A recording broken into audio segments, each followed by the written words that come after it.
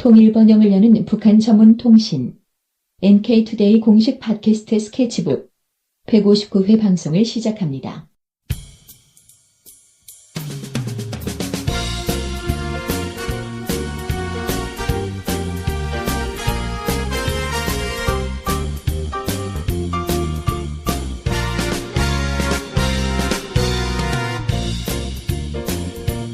자, 다음 2주의 이슈 주제를 소개해 주시죠. 네, 최근에 프랑스의 연쇄 테러 사건 있지 않았습니까? 네. 예, 프랑스 시민들이 130여 명이 사망한 아주 대형 테러 사건이었는데 이 테러 사건에 대해서 북한이 어떤 입장을 밝혔나 이걸 주제로 얘기를 해보겠습니다. 네. 자, 테러를 저지른 그 세력은 IS죠, 요즘에. 네. 이슬람 근본주의자들로 알려져 있는데요. 테러 저지른 이유가 혹시 이거 아닐까 싶은데 올해 이제 프랑스 공군기가 이라크 그리고 시리아에 있는 IS 거점을 폭격을 했어요. 네. 그것 때문에 테러를 저지른 것이다 이렇게 추정이 되고 있는데요. 이 사건에 대한 북한의 입장이 나왔다고 들었습니다. 네, 우선 북한 라디오 방송인 조선중앙방송이 15일 오후 9시에 프랑스에서 테러 공격으로 인명피해 뭐 이런 제목으로 해서 프랑스 파리에서 13일 테러 공격 사건들이 연이어 발생해 많은 인명피해가 났다 이렇게 전했습니다. 국제 테러 조직인 이슬람 국가는 파리에서의 연쇄적인 테러가 폭탄과 자동총으로 무장한 자기 조직 성원들이 단행했다고 주장했다. 이렇게 이 정도로 이제 보도를 했습니다. 그냥 뭐 사실관계에 대한 그냥 단순한 보도 아닌가요? 그렇죠. 네. 뭐 입장이 나온 게 있습니까 또? 그 뒤로 이제 입장이 나왔는데 17일 날 나왔습니다. 그러니까 이게 13일 날 테러가 있었는데 첫 북한에서의 보도는 15일 날 있었고 입장은 17일 날 나온 거죠. 그래서 17일 날 북한의 리수용 외무상이 로랑 파비위스 프랑스 외무장관에게 위로 전문을 보냈는데 여기에 이제 이런 입장이 나옵니다. 온갖 형태의 테러를 반대하는 원칙적 입장을 표명하면서 프랑스 인민이 하루빨리 가슴 아픈 비극의 후과를 가시고 평화와 안정을 회복할 것을 진심으로 바란다. 이런 내용의 전문을 보냈다고 합니다. 네.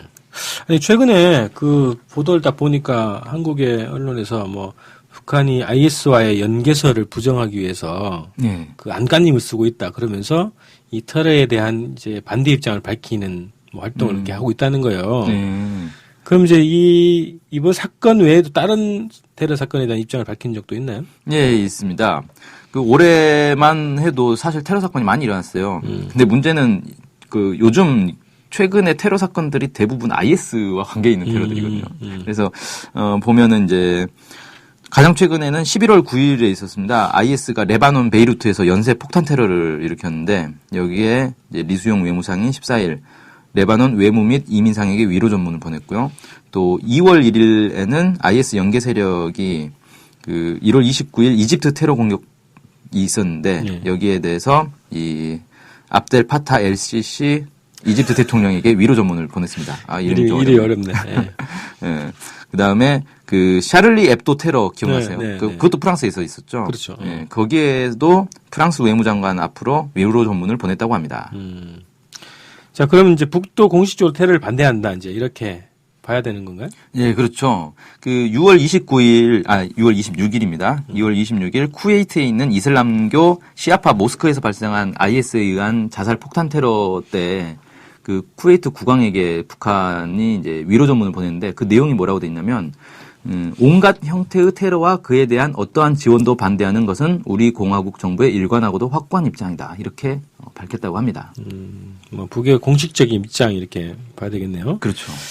그 구체적인 활동, 뭐 테러를 반대하기 위한 어떤 구체적인 활동 이런 게 있습니까? 예, 북한에 자금 세척 및 테러 자금 지원 방지를 위한 국가조정위원회라는 기구가 설립돼 있습니다. 이게 이제 올해 들어서 설립한 것으로 보여지고요.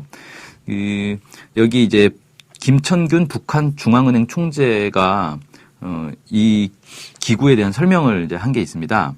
이 자금 세탁 및 테러 자금 지원 방지 사업을 지도하는 기관이고 이 위원회에 내각 부총리가 위원장이고 중앙은행 총재, 외무성 부상이 부위원장직을 맡고 있고 내각 사법기관, 중앙은행, 금융정보국, 재정성, 외무성 등으로 이제 구성이 돼 있다 그러고요. 굉장히 규모가 크네요. 네. 이 기구가 2014년 작년에 북한이 경제협력개발기구 산하 자금세탁방지 금융대책기구 FATF라고 하는데 여기에 가입한 이후에 이 국가조정위원회를 만들었다고 합니다. 이게 국가조정위원회는 북 자체의 기구라는 거죠. 그렇죠. 이 기구가 여기 산하일지는 모르겠네요. 자금 세탁 방지 금융대책기구의 산하 기구는 아닌 걸로 보이는데 산하 기구는 아닙니다. 국가 일단은 참여했다는 거였거든요. 예. 그러면 자금 세탁 방지 금융대책기구 FAFT 이게 뭔지 좀 설명해 주십시오. 예. 이게 뭐 자금 세탁하고 테러랑 무슨 관계냐 뭐 이렇게 생각할 수 있는데 이 FATF는 그 전 세계 이제 미국, 영국, 중국, 한국 뭐 이런 34개국과 2개 국제기구가 회원으로 참여하고 있는 기구고 여기에 산하에 아시아태평양 지역 기구가 있어요. 아시아태평양 자금 세탁 방지 기구. 이게 이제 APG라고 하는데 여기에 이제 작년에 북한이 가입을 한 건데 자금 세탁이라는 게 사실 주된 내용이 테러 자금을 감시하는 거거든요. 그러니까 자금 세탁의 주된 게 바로 테러 자금이라는 거예요. 그래서 여기서 주로 이제 테러 자금들이 어떻게 돌아다니는지 유통되는지 이런 것들을 감시하는 게 이제 주된 활동 중에 하나라고 합니다. 그래서 이제 북한이 여기 이제 FATF에 가입을 하면서 이런 국제 기준에 맞게 이런 테러 자금이라든지 이런 것들에 대한 감시 활동에 이제 같이 하고 있는 거죠. 이게 그 자금 세탁 방지 금융 대책 기구가 그렇게 많은 나라가 참가한 건 아니네요. 그렇죠. 예, 생각만큼 많지는 않죠. 그래요. 자금 세탁은 주로 뭐 지금 흔히들 뭐 테러 조직들이 주로 한다 이렇게 알려져 있는데 뭐 미국도 자유롭지 않지 않습니까? CIA가 자금 세탁 해가지고. 그렇죠. 정보기관들이 특히 많이 하죠. 근데 여기 들어있네. 자, 근데 북이 원래 테러 지원국으로 지정됐었잖아요. 그렇죠. 이게 언제부터냐면 1987년 그 칼기 폭파 사건 아시죠?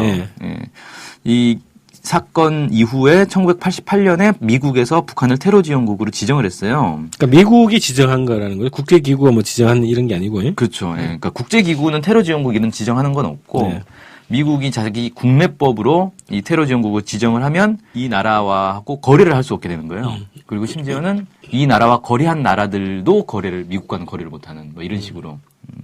미국 자체의 규정이죠. 그렇죠. 제도죠. 물론 이게 이제 뭐 국가를 통째로 뭐 이렇게 거래를 못하게 하고 이런 건 아닌데 기업들이 예를 들어서 북한의 어느 기업과 프랑스의 어느 기업이 거래를 한다. 그러면 그 프랑스 기업은 미국 기업들하고 거래를 못하는 그렇게 되는 거죠.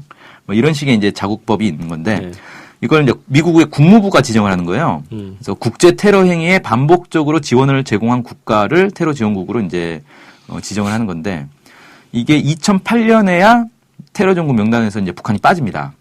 부시 때죠?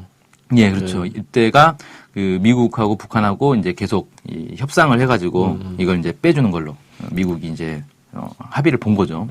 근데 이제 최근에 무슨 일이 있었냐면 그 소니 해킹 사건이 있었잖아요.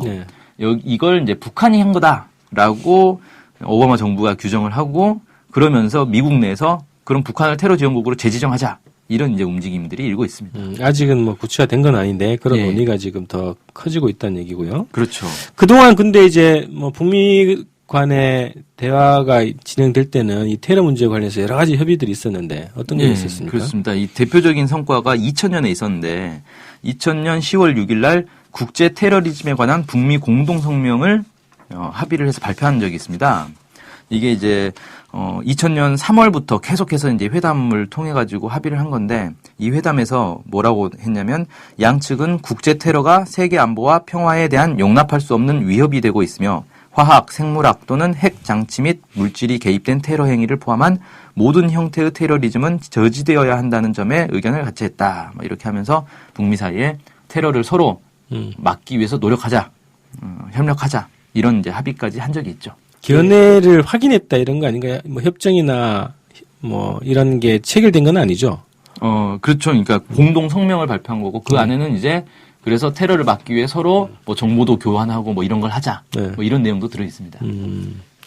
그래요. 어쨌든 근데 이게 되게 이제 정치적인 상황에 따라서 이 문제가 다양하게 해석되고 다양하게 이용되는 상황이라 좀 아직까지 복잡한 문제가 있는데요. 어쨌든 뭐 이 2000년 그 북미 공동 성명에서 합의한 대로 진행이 됐으면 뭐 이런 세계가 정말 조용해졌을 것 같아요. 세계가. 네. 자, 오늘 2주의 이슈에서는 프랑스 테러 사건에 대한 북한의 입장, 북한의 테러에 대한 어떤 정책, 대외 활동 이런 것들을 한번 알아봤습니다. 자, NK투데이 이번 주 순서는 이렇게 마치겠습니다. 고맙습니다. 고맙습니다.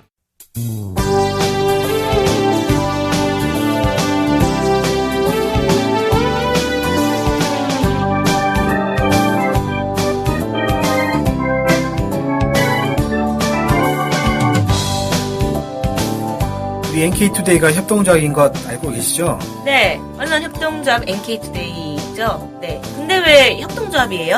협동조합은 지분과 상관없이 조합원 모두가 동일한 권리를 갖는 민주적인 조직 형태거든요. 아, 그래서 요즘 뜻있는 언론사들이 협동조합으로 바꾼 추세입니다. 네, 진짜 멋있어요. 약간. 그러면은 조합원이 되면 어떤 혜택이 있을까요? 일단 언론협동조합 NK투데이의 한 가족이 되는 특권을 누릴 수가 있습니다. 특권이요? 네. 네. 그리고 각종 행사나 강연, 도서 판매 등에서 할인 혜택을 받을 수 있습니다. 네. 그럼 조합원에 가입하려면 어떻게 해야 돼요? 저희 홈페이지에 조합원 가입 안내가 자세히 나와 있으니까 한번 보시고요. 전화나 이메일로 연락 주시면 친절히 안내해드리겠습니다. 물론 조합원에 가입하시려면 출자금과 월 조합비를 준비하셔야 합니다. 아, 그렇군요. 어쨌든 북한 소식을 정확히 보도해서 통일을 앞당기는 언론협동조합 NK투데이의 조합원이 꼭 되어주세요. 그리고 조합원 가입이 부담되시면 유료 구독자로 가입하셔도 좋습니다. 혜택은 똑같습니다. 자세한 내용은 nktoday.kr로 들어오셔서 확인하십시오.